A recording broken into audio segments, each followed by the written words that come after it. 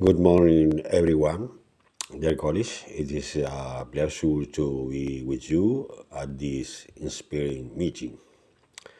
This presentation offers a comprehensive academic analysis of how children's digital rights are theorized, researched, and regulated as technology transforms childhood.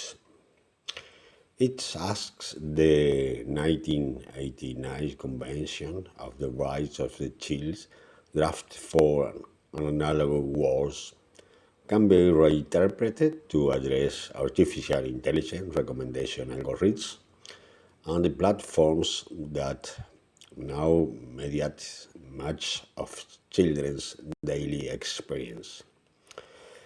The analysis focuses on three fundamental tensions. First, digital environments simultaneously enable rights realization, education, expression, and civic participation, while also creating system risks such as exposures to harmful contents, bullying, and addictive designs. Second, regulatory frameworks created for traditional media clash with opaque transnational algorithm systems that resist conventional state oversight. Third, policymakers must balance protective paternalism with recognition of children's genuine autonomy and development capacities.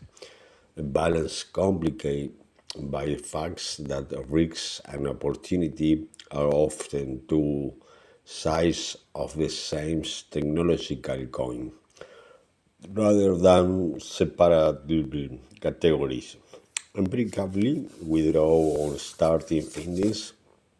A large proportion of young children use social media, despite minimum age requirements, and report happiness among adolescents has declined markedly in recent years, even as causal links to digital use remains a subject of methodological debate.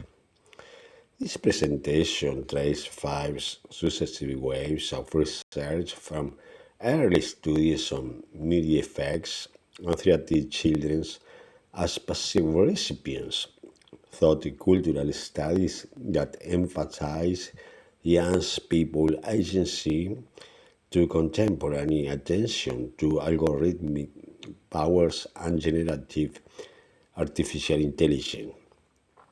Widely used four-part risk taxonomy distinguishes between harms stemming from content exposures, risk contacts with others, problematic behavior by children themselves, and abusive contractual clauses embedded in platform designs. Special attention is paid to how recommendation systems on platforms can actively steer young users towards harmful materials, including misogynistic and extremist content aimed at boys and content promoting eating disorders aimed at girls, often regardless of users' initial preference.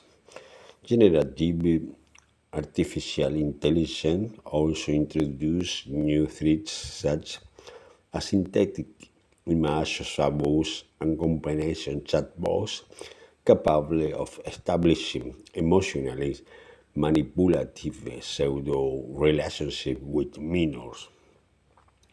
Conceptually, we break down several operational ideas: the legal definition of childhood, the principle of involving capacity that governs the exercise of rights as children mature, the best interest of the child criterion applied to digital context, and a shift from instrumental and restrictive digital literacy to more critical literacy focus on questioning who designs technological systems and for what purpose.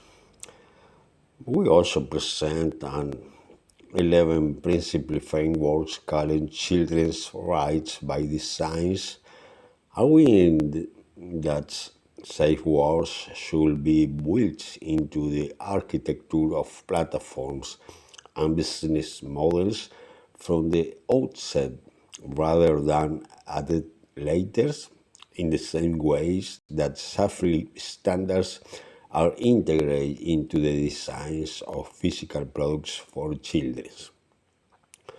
We conclude that the current